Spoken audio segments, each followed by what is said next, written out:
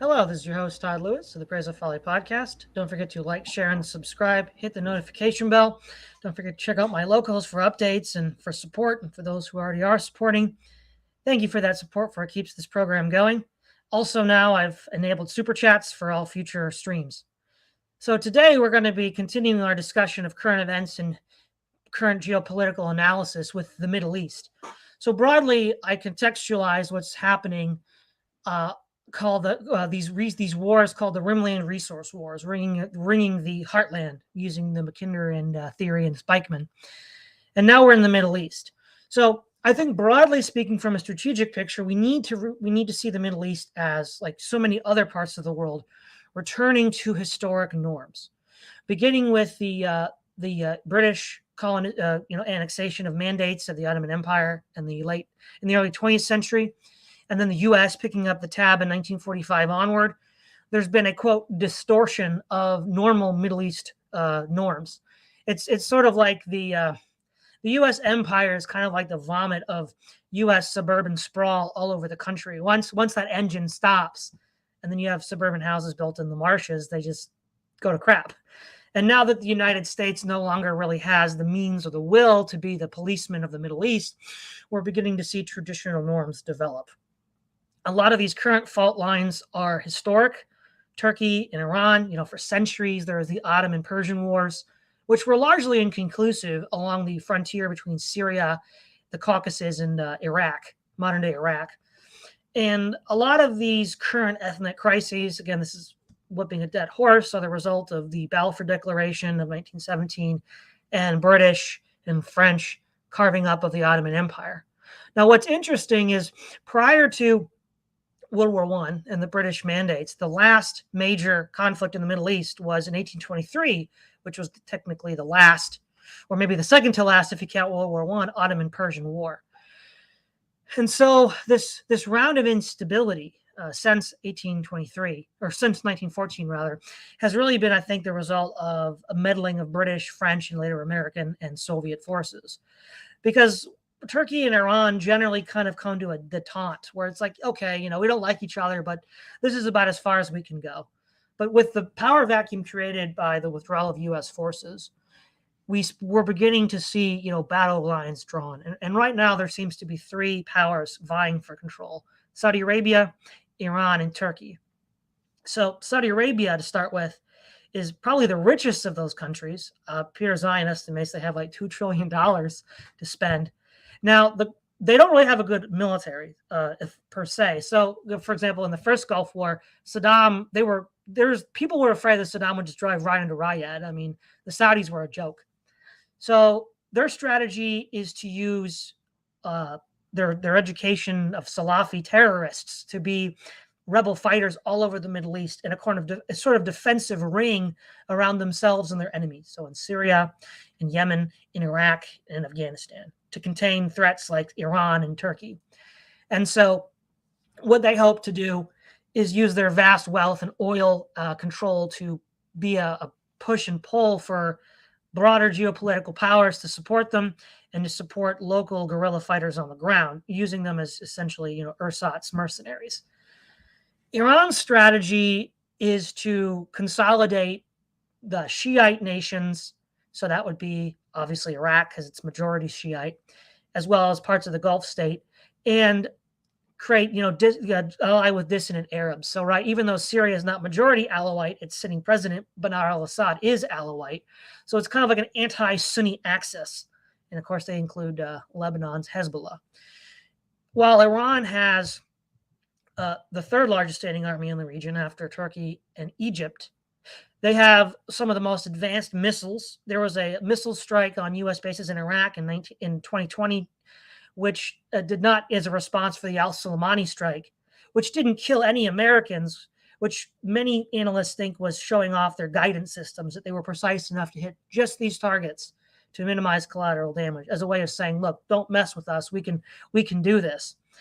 Also, within recent years, they've pursued a swarming tactics strategy against the mock-up of a U.S. aircraft carrier, a la the Riper war game. And if we learn anything from the Riper war game of 2001, that's likely to be very effective. They've also use mines in the Gulf of Hormuz in order to consolidate control in that region. They also have a sophisticated mobile air defense system, courtesy of the Russians. But again, it's not so much for direct military intervention, unless, of course, they attack Saudi Arabia, which would probably just fold, because they could also count on support from Shiite elements of Iraq. But they also use a lot of guerrilla forces. They're the Houthi rebels in Yemen, Hezbollah in Lebanon, and Shiite militias in Iraq. These were essential in defeating ISIS. So arguably, Iran has probably the most battle-hardened force in the region, because they've been sending, in fact, they sent Islamic Revolutionary Guards to Syria, and that was one of the key turning points in the war for Bashar al-Assad. And now we see Turkey. Turkey has taken advantage of the chaos in Syria to consolidate its attacks on the Kurds. So from like 2000 to 2014-15, Turkey took more of a soft power stance. But since 2014, it's begun to develop rapidly its military capabilities. In any likely future engagement, Turkey could exert naval, air, and land power in its immediate littoral regions, immediate airspace, and immediate ground space. And they seem to be the most sophisticated of the three as far as their weapon systems. We've seen in the current Russia-Ukraine war, their drones being extremely effective at observation and military use. We have yet to see what Iran or Saudi Arabia could throw into the mix. But the problem with Turkey, I see, is that they have a history with a lot of these nations, the Greeks, the Georgians, the Kurds, the Armenians.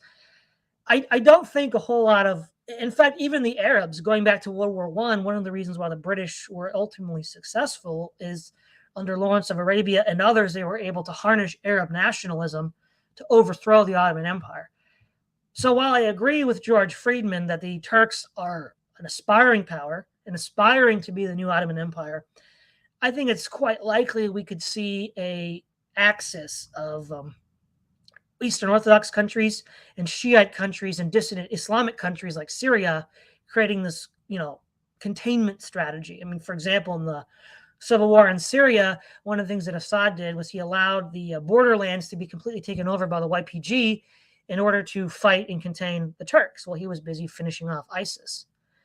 And so looking at this, it looks like that Turkey probably on paper is the strongest in the short term, but seems to have more enemies to deal with. Saudi Arabia is the weakest in the long term, but has a deep pockets.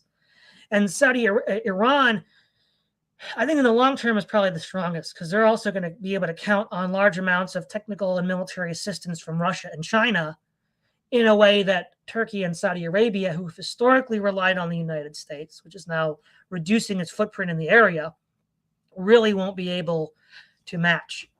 And so I think what we can see in the next, say, 50 years is the Middle East looking a lot more like it did 500 years ago, with Turkey and Iran being the hegemons.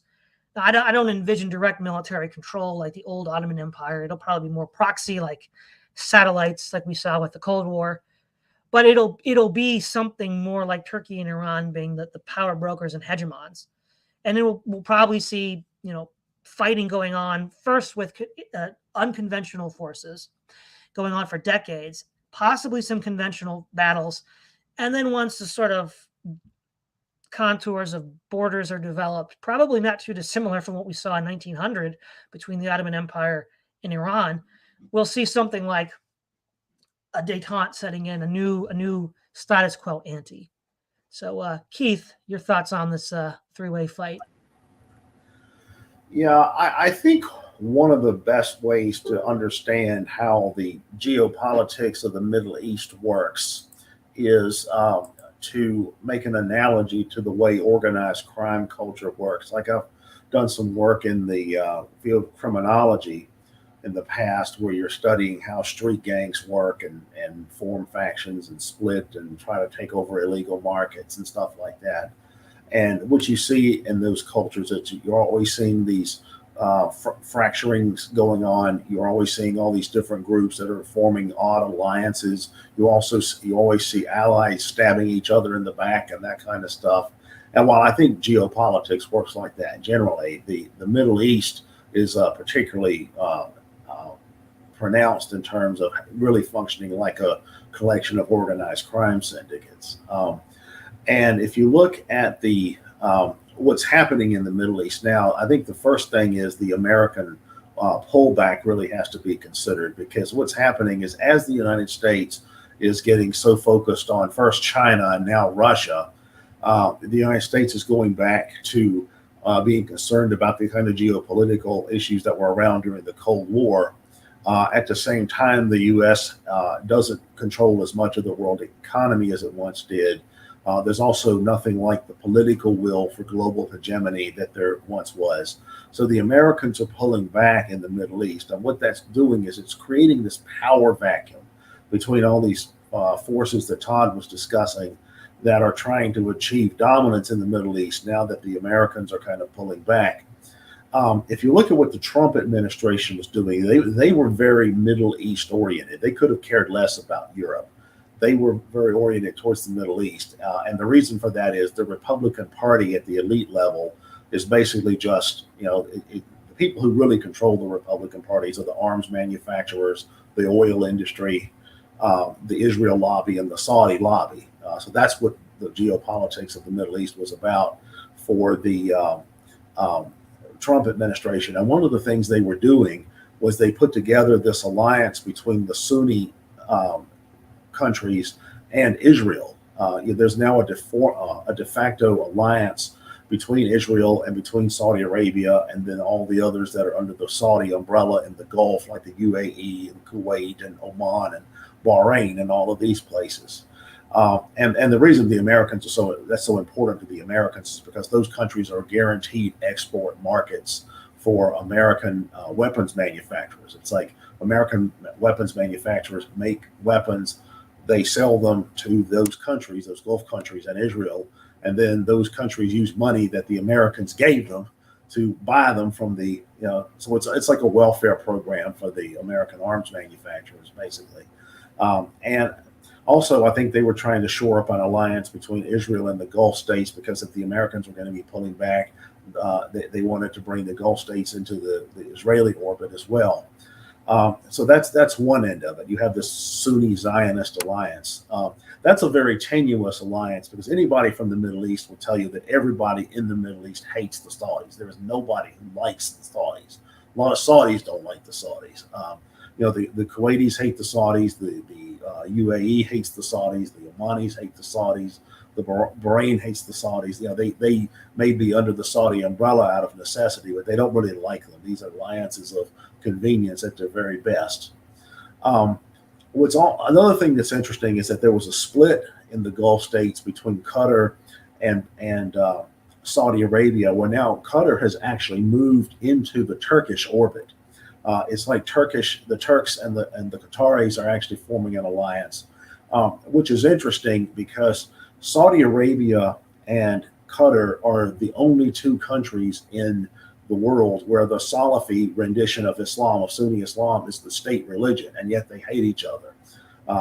They've almost gone to war on a couple of occasions. So Qatar has actually moved into the Turkish orbit. And I think the common denominator there is that in both of those countries, the Muslim Brotherhood has a great deal of influence, both in Turkey and in Qatar. And that seems to be the common affiliate, that and just not liking the Saudis. So you see this Turkish Qatari alliance forming along with this Sunni Zionist alliance. And then for the Iranians, like Todd said, they are basically putting together an alliance of everybody in the Middle East that is anti-Saudi, anti-Zionist, and anti-Turkish and anti-American. So they call it the resistance axis. That's the formal term for it. But it's led by Iran, but it also includes Syria, who are Alawites, or at least the ruling family are Alawites. It's a multi-sectarian, multi-confessional system. It includes the Hezbollah in Lebanon. Hezbollah used to be a Khomeinist Shia fundamentalist group. Now it's more of a multi-ideological, almost basically secular militia, but it includes Christians and even secular leftists like Marxists, as well as Shia. So you've got the Hezbollah in Lebanon, you've got Iran, you've got Syria, you've got the Houthis, who are an insurgent movement in Yemen that are aligned with Iran. They're at war with Saudi Arabia. That's a big part of what the war in Yemen is about, is that. And then you've also got even some Sunni groups that have thrown in their lot with Iran. Now, the most obvious example is Hamas. Hamas is a Palestinian group. They are Sunni, but the reason they've thrown in their lot with Iran is because the Gulf states have all thrown the Palestinians under the bus in order to form an alliance with Israel. So, to the Sunni Arabs, the Palestinians like, forget you, we don't need you. So they've actually moved into the Iranian orbit. Also, Iraq. One of the interesting things about Iraq, I remember back when the war in Iraq started in 2003. I remember hearing people say, well, this is great. We're going to have democracy in Iraq. And I'm like, have majority rule in Iraq, you'll get a Shia regime aligned with Iran. And that's exactly what you have now. You have de facto Shia regime that's in the Iranian orbit as well. So you've got this fairly large resistance axis that, as it's called, that's led by Iran, but it's also multi-sectarian. It's multi-ethnic. It's not just Persian. It's not just Shia.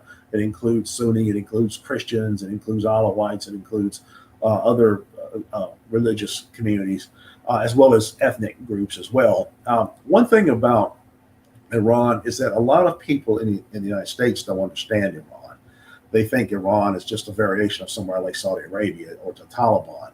And it's not. Iran is a quasi-democracy with a theocratic overlayer, I guess, in the sense that they actually have elections, although their version of the Supreme Court is a council of scholars, that Islamic scholars that have final say about the law and that kind of stuff. But the Shia the Iranians work within the Muslim tradition of recognizing people of the book. Meaning in Islam, if you have what's called people of the book, which means people from various religions that are considered to be predecessors to Islam. So that includes Christians, it includes Jews, it includes a group, a sect called the Sabians, the Zoroastrians. Some of them even include Hindus and Buddhists and all of that. So Iran is not the Taliban-like system that a lot of Westerners think it is. It's not nearly that extreme, and it's actually moderated itself quite a bit as well, even since the 70s, since the revolution. But you have these groups, these three factions are all getting ready to clash over who's going to dominate the Middle East. I think one thing that puts the Iranians in the forefront, I think, is that the Iranians, I think, have the most geographical advantages because they are in the midst of all this. And then if they're extending their alliance throughout the Middle East in every direction. So that means they're able to create a large buffer for themselves between the Turks and the Saudis. The Saudis still are basically just an American protectorate. They're still, they'll still be getting armaments and that kind of thing from the United States, and we'll still be buying their oil and all that. So, but without that, they'd be nothing. And then the countries that the Saudis are aligned with are they're third, fourth world countries basically. So I think that they have a tremendous disadvantage when it comes to Iran. Turkey itself is probably the most, the best off domestically of any of these countries. A problem they have is that everybody in that region also hates the Turks. I used to be in the restaurant business, so I knew a whole lot of immigrants from the Middle East, from Turkey, from Greece, from Italy. Well, that's the Mediterranean, but from Saudi Arabia, from Kuwait, from all these places. Nobody from that region of the world ever has anything good to say about three groups: the Israelis, the Saudis, and the Turks. All three of them are utterly hated by everybody else in the Middle East. And the Turks have a tremendously difficult time ever finding any allies because nobody wants to be associated with them. That's true not only in the Middle East, it's true to their west as well. There are other Western countries that are predominantly Christian historically. They hate the Turks as well. The Greeks, they hate the Turks. Eastern Europeans hate the Turks. The Syrians hate the Turks. So they're basically surrounded by enemies, even though they are a fairly well-off country. All right, Swithun. Looking at the military spending, it's interesting when you're comparing Turkey and Iran.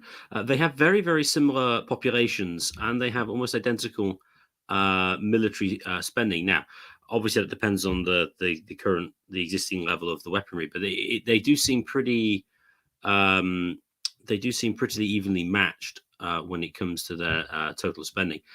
Despite everyone saying that the Saudis are a bit useless, they do actually spend an astonishing amount. Although, as Keith says, it's most likely just largely welfare for American arms manufacturers. So as you said, they do have deep pockets. As to who might come on top, I think. As Keith mentioned, the resistance axis, the Iranians are interesting.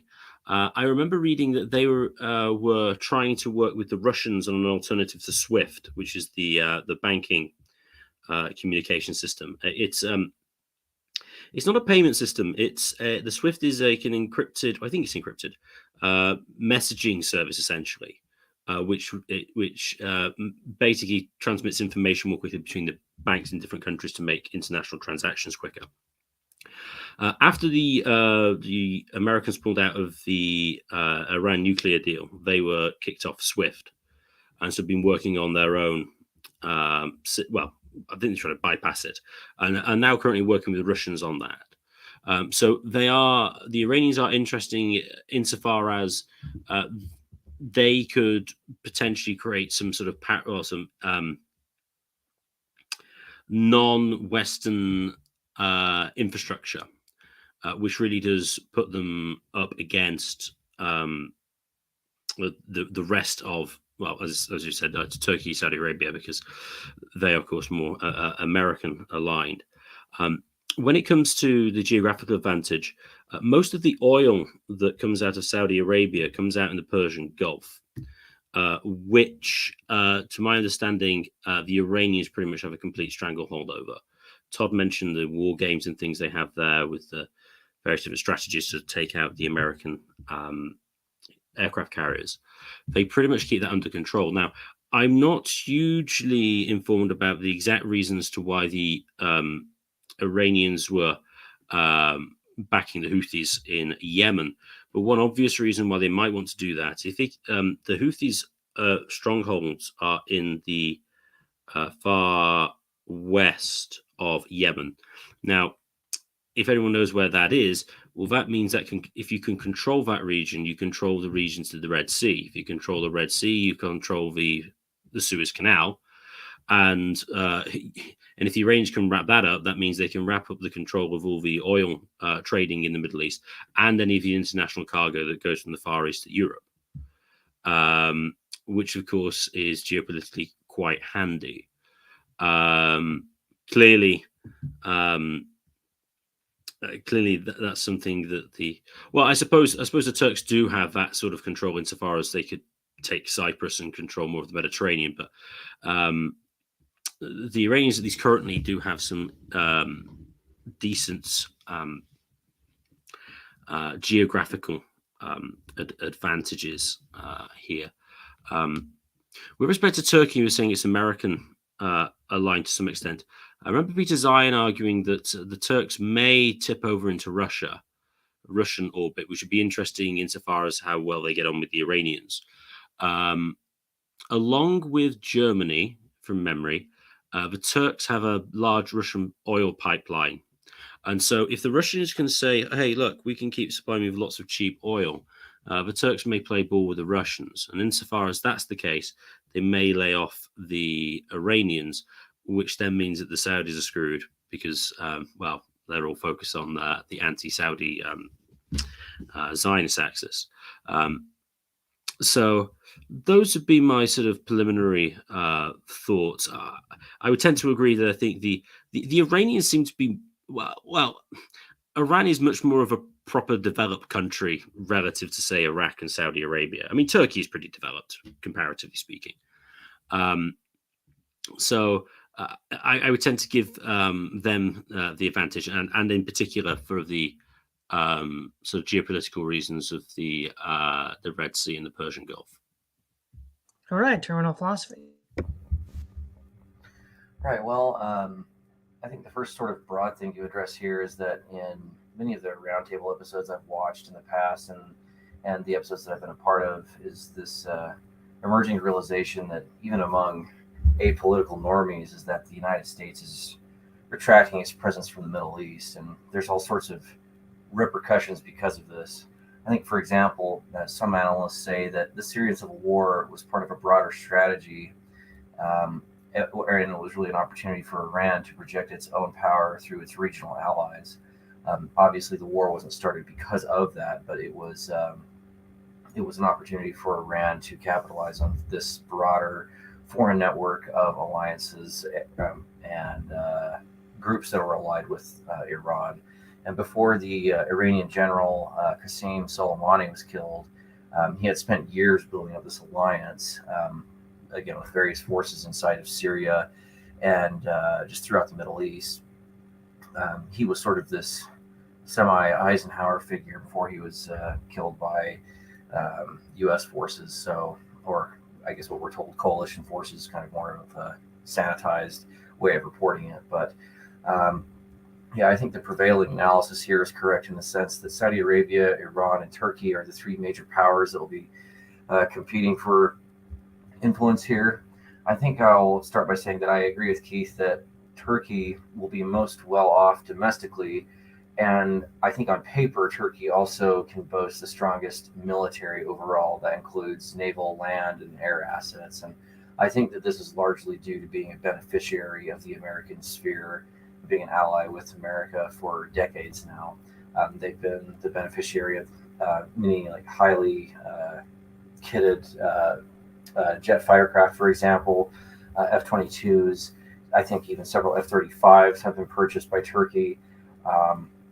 There's also these interesting lending programs going on with MBTs or modern main battle tanks. So Turkey is probably the best off on paper. However, a second close competitor to that, and because Iran is, somewhat of this global outlaw, is Iran's military is actually quite strong itself. It has something like over 500,000 active duty servicemen, and it has about 350,000 in its reserves. One thing that it can sort of rely on, at least theoretically, in a war, like a large contingency war with someone like the United States or some other modern power, is that it has advanced missile defense systems, and it also has a good striking capability sphere that can reach as far as Bulgaria and parts, the eastern part of the Mediterranean, Israel, targets in, any, you can strike Kabul, parts of Pakistan, should there be U.S. or other hostile military threats in those areas. So it has a wide sphere of strike capability. And then they also are slowly building up their air force to be more modernized. However, due to at what now we're looking at, I guess several decades long of economic sanctions against Iran, they've experienced several recessions, and again, according to Peter Zion and other analysts, you can sort of see the line on the graph go up and down for when Iran is suffering a recession. The percentage of its GDP that can be devoted towards its defense spending, sort of, it will go up or down, just sort of depending on that. Now, there are sort of ways around these sanctions, but I'll just say, just for my opening comments, that yes, I think Turkey is the most well off. And, just broadly speaking, we're looking at sort of a political world that's very similar towards the turn of the century, where Turkey sort of sees itself as the inheritors of the sort of the Ottoman Empire, its culture, and its aesthetics, and its its network of influence. One other comment I'll say is that Saudi Arabia, doesn't really have much military to speak of. I mean, just after looking at it rather quickly, the active duty servicemen in the land portion, the land forces of Saudi Arabia is something like 75,000 men. I mean, this is just not. I don't know. I mean, that's pretty weak.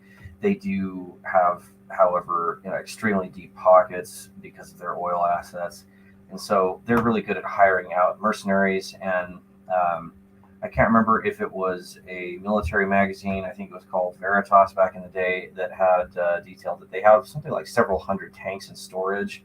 So they've bought up lots of hardware that's sitting in storage, but they don't have necessarily the manpower, at least the local manpower, to train up and to man all of these toys, so to speak. So they'll have to figure out a way to just outsource a lot of their defense interests. So I think I'll leave my opening comments at that. Now, one nation that we didn't really mention that isn't directly involved in this three-way struggle, but will probably be the behind the scenes manipulating the strings, is Israel, because it's into Israel's advantage that none of these three nations actually win. They don't want any one of them to actually consolidate the Middle East, because that would be very bad for them.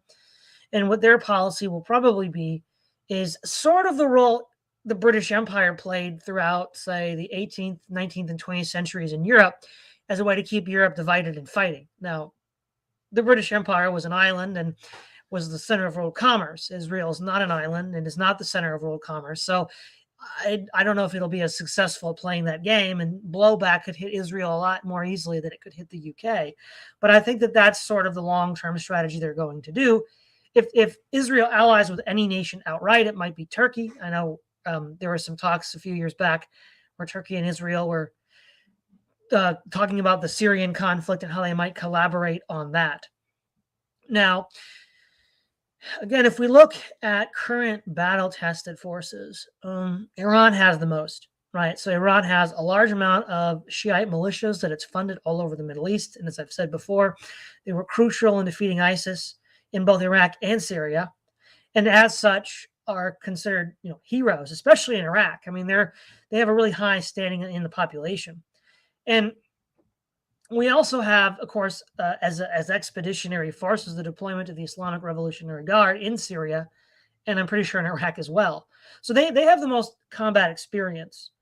As with Saudi Arabia, they fight mostly with proxies. Now, granted, their proxies have experience, but they're hard to control. They're not really under their control. So, for example, at the beginning of the Yemeni civil war, there was ISIS groups fighting, which, it's like they were, of course, funded by this broader, Salafist, Wahhabi education terror network, but they were not under the direct control of the Saudis. So what I think in the war of, these small wars, Iran is going to have more tight control over its chess pieces, so to speak, which is, I think, going to give it an advantage. A lot of these groups that Saudi Arabia funds kind of run away from them and go in directions that they don't quite expect them to go. And as Zion pointed out, Saudi Arabia's strategy is just scorched earth. They know that everybody hates them. They're just going to burn everything around them down. It's almost like their version of Israel's Samson option. I mean, they're and as such, I think that's going to just feed more people into Iran's alliance. Turkey, though, does seem to have the largest, most well-funded military-industrial complex in the Middle East. The question is, how well could that be maintained in a long-term war without U.S. support with spare parts, technical assistance, and arms supplies? And it also seems that Iran has the advantage of interior lines of communication. If you have a line from Beirut drawing it all the way to Pakistan, Iran controls all that. So they can easily shuffle troops or resources from one region to the other. Whereas, if Saudi Arabia wanted to do something, in the northern part of the Middle East, they just couldn't. And if Turkey wanted to do something in the southern part of the Middle East, like the Gulf states, they'd have a much harder time. So it'd be easier for Iran to do that. Now, Zion thinks that, well, if there's a war in the Middle East and oil supplies are cut off, then Iran's going to hurt more than Saudi Arabia. Well, I mean, Saudi Arabia only exists because of oil. I think they're going to be hurting a lot more than Iran will if oil doesn't get shipped. And as you've mentioned, Swithun, the Houthi rebels control large parts of western Yemen, which would allow them to control or close down the Gulf of Aden, and they could close down and control the Gulf of Hormuz, which would just cut off Saudi oil too. Plus, given that they have the largest strategic and tactical missiles supply in the Middle East, they could just target all the Saudi oil wells and just, again, that would maybe be their Samson option.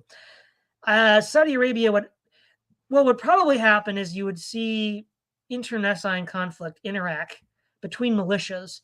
And then eventually, once the dam broke, because I think Iran has more men to throw into the fight, they would just flood into Saudi Arabia if it escalated to that level. In which case, the Saudis wouldn't really be able to put up much of a fight. Turkey would probably spend most of its time fighting the Kurds. And this is what's interesting. You might actually see a Kurdish Shiite axis, given that the Shiites in Iran are more than willing to ally with Christians and Alawites and even dissident Sunnis. Why not throw the Kurds into the mix? Because even if we look at Kurdistan, there is disputed territories over Iran, but that tends to be the smallest area. The two largest areas are in Iraq and Turkey, which they claim for Kurdistan. And in recent years, there has been some talk about Kurdish and Iranian border negotiations. And it would, because if Kurds are standing by themselves, they're toast. They're not going to make it. They need allies. And I think Realpolitik will dictate that they'll side with Iran. And the Kurds are probably the best trained fighters of anybody in the region because they've been fighting since the 80s against Saddam Hussein.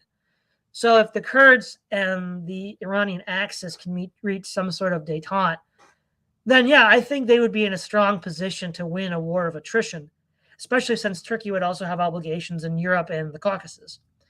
Well, and as far as Russia, given they've supplied all these drones to Ukraine, to what extent is Russia going to even be interested in playing ball with Turkey? Because those drones have been really a pain in the neck for the Russians. Maybe terms of an agreement would be that Turkey withdraws supply of those drones. We'll see. We'll see what that does. And overall, I think what we'll see again, as I've said, a return to a kind of norm that existed before Anglo-French and later U.S. and Soviet interference in the region. Russia and China will probably support Iran. They'll be in a position to support Iran. Any Western support for Saudi Arabia or Israel or Turkey is going to be progressively harder as the world becomes more multipolar, more unstable, and there's more conflicts all over the place. So this isn't going to be a slam dunk for Iran by any means, but I think Iran does have more aces in its hand than anyone else. Keith. Well, I think the principles of fourth generation warfare enter this on a number of different levels. Fourth generation warfare tends to be focused on the relationship between failed states and non-state actors, and also the non-military dimensions of war. For example, the moral dimensions, who is seen as having the moral upper hand. One thing that recent events of the last 20 years or so have done in Iran, I mean in the Middle East, is create a lot of failed states or near failed states. And we've also seen the proliferation of a lot of non-state actors. And I think one thing that gives Iran an upper hand is that throughout the region, they are widely perceived as having the moral upper hand, because virtually everybody who dislikes the Saudis, the Israelis, or the Turks is sympathetic to Iran. And that's most people in the Middle East. So Iran is seen by many people in the region as having heroically resisted American imperialism and also resisted some of these other regimes that are widely unpopular. Of course, the Israelis are viewed as simply occupiers and invaders. The Saudis are viewed as, basically apostate, traitors, and the Turks are just viewed as being the Turks, and that's good enough. So Iran, I think, has a legitimacy among just street opinion in the region that these other places don't have. That's probably one of the most important dimensions of this, I think, that is often ignored. Also, because Iran has an alliance with Russia, that gives Iran certain advantages as well. The Russians and Iranians don't really like each other, but it's certainly an alliance of convenience. The Russians have largely been forced now to strengthen their alliance with Iran because of the sanctions. I mean, the West is really overreached with the sanctions because it's already having all kinds of effects that are not in the interest of the West, like tightening the alliance between the Eastern powers, including the Russian and Iranian alliance. So I think the fact that Iran is going to have Russia and also China as their de facto backers in the region also gives them another upper hand. Iran also has a vast network of non-state actors that are now sympathetic to them or aligned with them or who they provide support to. And a lot of that has emerged from the failed states that we've seen, like Iraq, like Syria, places like that, like Yemen. So Iran is really in a good position there as well. As for the Gulf states, the Gulf states are basket cases. They outside Saudi Arabia, for example, outside the larger cities in Saudi Arabia is basically a fourth world country. I know some years ago, Bill Gates was giving a talk in Saudi Arabia among a lot of executives or whatever, and he was asked the question of what could Saudi Arabia do to become one of the world's top 10 technology producers, and he just kind of laughed at the question. He's like, "What are you talking about? It's a joke. It's not going to happen." And I know I had a colleague when I was in graduate school who was from Saudi Arabia. I remember him telling me everybody from Saudi Arabia who has any kind of intelligence or ability or skills, they want to leave Saudi Arabia. They want to go to the West or somewhere like that. That gets back to what was being said earlier about they don't really have the manpower to field a real army, and they don't. I mean, Saudi Arabia's military is terrible. And even in the war in Yemen, if you look at actually what's been going on in the war in Yemen, Saudi Arabia, even though they're the leaders of the coalition against the Houthis, they've actually had to rely heavily on troops and armaments from other countries. Even though they have the American armaments and that kind of stuff that's provided for them, they still have had to use a lot of forces from Pakistan, from Morocco, from Kuwait, from East African countries like Somalia. I think that in the future, that's what Saudi Arabia is going to have to do. They're going to, they're basically going to the Saudi coalition within this three-way fight.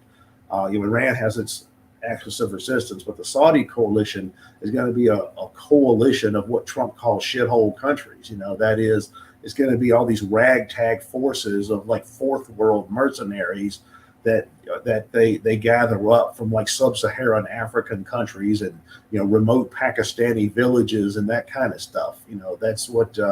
That's exactly what the future of Saudi Arabia's side is going to look like. So I don't really see them. I see them barely holding on. I don't really see them becoming dominant. I think Turkey, big picture wise, is in the best position, like I was saying before, but they tend to be surrounded by people who don't want to see Turkey expand. In every direction. So it's I think that's a major constraint that's being placed on Turkey, is that they're just simply so unpopular and surrounded by enemies. Right. Before I hand this over to you, Swithun, two advantages that I failed to mention that Turkey and Iran have, Turkey to a greater degree, is domestic arms production. They can both produce MBTs. They can both produce drones. They both seem to be able to produce missiles. I don't know what the status of Iran's ability to produce aircraft is. I think Turkey's is better. And that's going to be decisive in the future, right? It's always been a sign of coming of age for a nation if they could domestically produce modern weapons. Even if they weren't on par with the West, it's close enough, right? You're no longer, using spears and bows and arrows to fight the West. You're closing the gap. And in the long run, Iran and Turkey are better at closing that gap. Swithin. Following what Keith was saying with respect to Saudi Arabia, it seems like the only way they can win is to get Lawrence of Arabia back to unite all these ragtag bunch of people to try and fight the Iranians. I thought it was interesting Keith was mentioning the moral aspect. I think it certainly is true that Iran has some cachet in the region, given their anti-American situation, and obviously everyone hates the Saudis. I thought it was interesting with Israel. If the America takes the ball off, takes off the ball of the Middle East, I can see the Israelis end up annoying even more Islamic nations around in that area, because I'm of the belief that I think that to a large extent the Americans actually soften the Israeli stance against the Arabs in Israel, and without any American involvement to restrain them, I think they could repress them even more than they currently do, which may backfire with the Israelis if they can, if that upsets the Saudis too much. I'm not saying the Saudis are great, but in respect of a potential additional alliance there. So yeah, it's going to be interesting. It's hard to say who would win and how that would manifest and how that would take place. I think, as has been mentioned before, you're likely to get some more proxy conflicts as opposed to any direct confrontations between them. But it is, of course, possible. So I have not a huge amount to add at this point.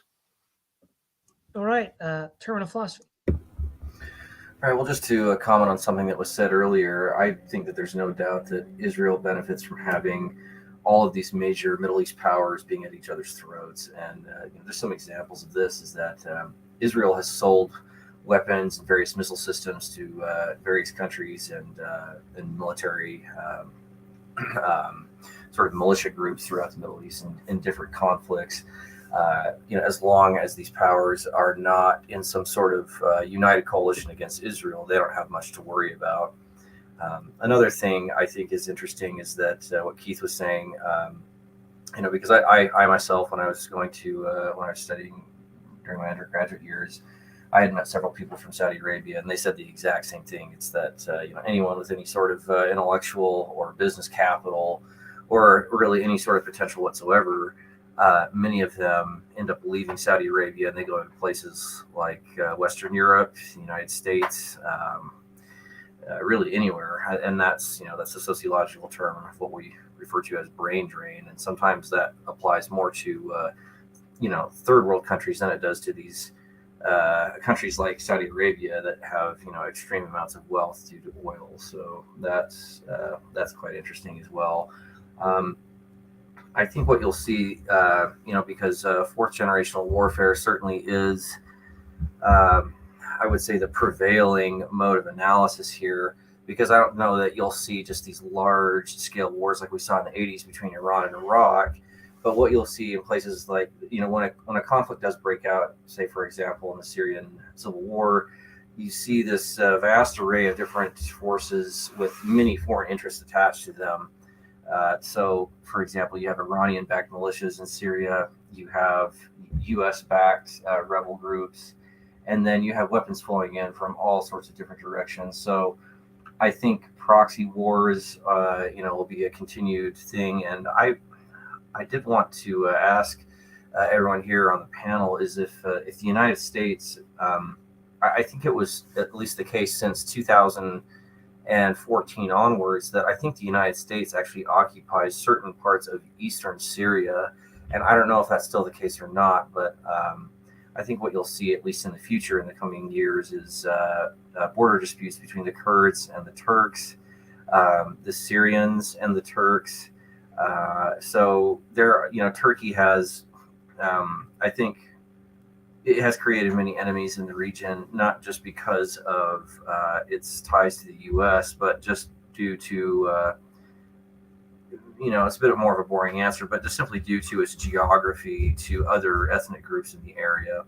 But I think, just as you said, Todd, earlier, I think if Realpolitik holds any truth to it, I think that the Kurds will be more natural allies towards the Iranians than I think anyone else. And they do have to cling to someone. It's not like that they can rely on, it's not like they have this large standing force ready to take on any modern power. They do need a network of allies. So, once again, I would say that, on paper, Turkey is probably the most well off domestically and in terms of having a modern, highly kitted up military.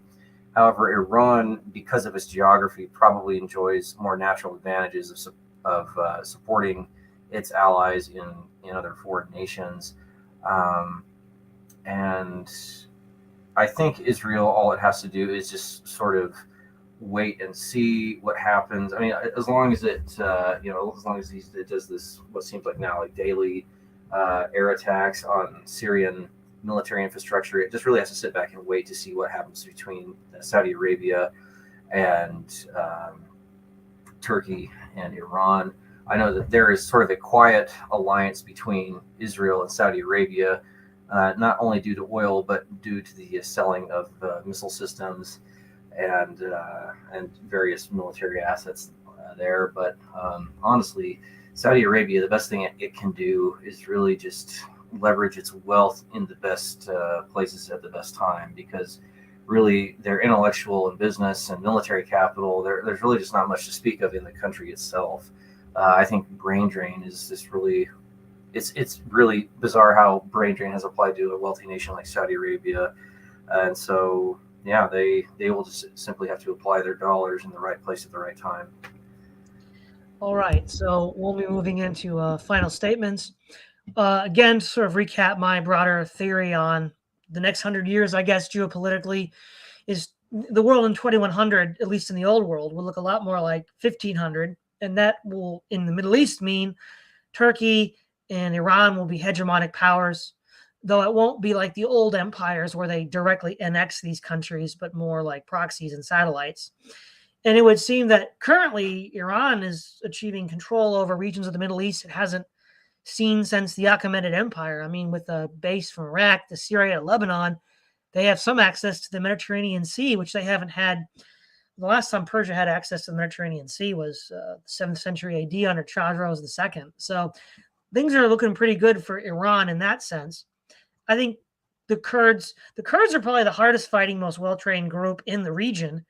And nobody really wants to fight them per se, but I guess Turkey does. But I think Iran, it'll behoove them in order to help contain Turkey to at least reach some sort of understanding with the Kurds, maybe not a full alliance.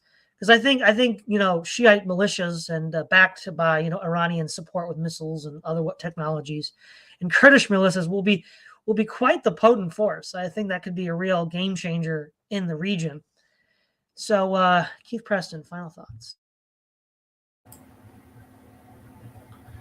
I think another final issue would be the degree to which Russia and China may become involved in the region. If the United States is moving out of the Middle East, and certainly U.S. influence there is now receding, that may also create an opening for Russia and China to become more involved in the Middle East. And we see that in terms of the strengthening of the relationship between both of those countries and Iran. And this is another thing that gives Iran yet another advantage that the other countries are not going to have. The Russians and the Chinese may be fine with Saudi Arabia as far as buying oil from them, but I can't really see either of those countries providing any real support to Saudi Arabia. For the main reason being is that both Russia and China view Salafi Islam as one of their main problems, at least as far as in the local region. I mean, both countries are very concerned about Islamic terrorism. Both of them have had lots of problems with Islamic terrorism. Of course, with China, you've got the situation with the Uyghurs. In Russia, you had issues like that in Chechnya. So, for that reason, they don't really seem like it doesn't really seem like that would be a good fit for Saudi Arabia or the Gulf states to ever be particularly close to either one of those countries, to Russia or China. As for the Turks, I don't think that either one would want to strengthen the position of the Turks in the region.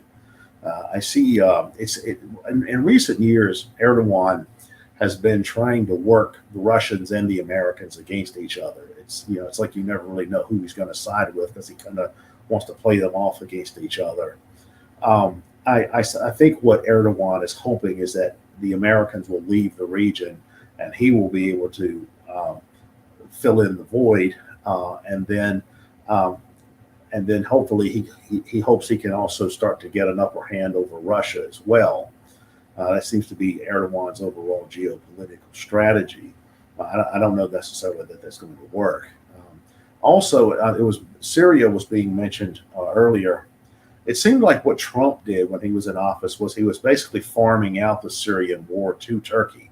As the Americans pulled back a bit, it seems like that Trump gave the green light for Turkey to expand its operations there. And I think that seems to be what they were trying to do on that end, essentially farm out or outsource the Syrian war to the Turks, just like they were trying to create this Sunni Zionist alliance in the region as well. So that's where that's in terms of that's how the geopolitics seems to be shaping up. But I do think, as I was saying earlier, I think all things considered, if I had to bet on one of the three, it would be Iran, because I think they have the greatest number of advantages just in terms of their relationship with Russia and China, their moral credibility, just in terms of street level opinion, their ability to put together this multi-ethnic, multi-sectarian resistance axis, the fact that they are seen as heroically resisting the United States. So it seems like they probably have the greatest number of advantages compared to Turkey or Saudi Arabia. All right, Swithun.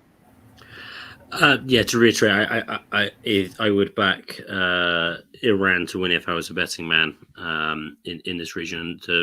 And I think one of the major ones to go back to the geography is they do have a lot of geographical control in the Gulf. The control of the Persian Gulf with respect to the oil exports of Saudi Arabia. And Todd, you're right. If the oil industry goes up in flames or doesn't go up in flames, doesn't do anything, that's going to harm Saudi Arabia more than Iran, because Saudi Arabia is just oil. I mean, if like 90% of its exports are oil, and if it's not, it's oil derivatives and some sort of plastics. And then also, if the Iranians can settle with the Houthis in sort of a separatist movement, maybe, or can maintain the enclave in Yemen, then that's going to control the Red Sea region. So for those reasons, I think the Iranians will certainly get the upper hand over the Saudis. The question is how they would do against the Turks.